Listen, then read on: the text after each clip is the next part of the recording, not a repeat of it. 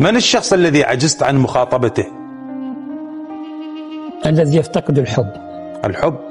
وهل أنت مكتشف مبكر لهؤلاء؟ الإنسان عادة، شوف أنت المطلوب من عندك أن تغمر الناس بمحبتك. طيب أنت ما لك شغلة، هم مو قدوة لك فيه. لما يكون واحد من عندهم كاره أو حاقد أو غيور أو حاسد، هاي كلها أمراض في تقديري. هاي الغيرة والحسد والكراهية والكلام، هاي كلها ما تعبر إلا عن جهل أو تخلف أو شعور بالنقص.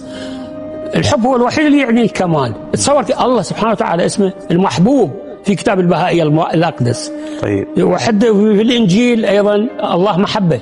مو كلمة الحب موجودة في القرآن 76 مرة. فالحب هي المفردة الأروع. وحتى دكتور إيبن يقول أنا عندما متت أسبوع وجدت نفسي أمام الله أنا ملحد. ولكنك تعرف جيدا عالم الكراهية. أعرف عالم الكراهية لكنه ليس قدوة لي. أنا أقدم أحيانا الكراهية بأبشع صورها حتى الناس تشمئز منها، ولا يمكن أن تكون على المستوى من الكراهية.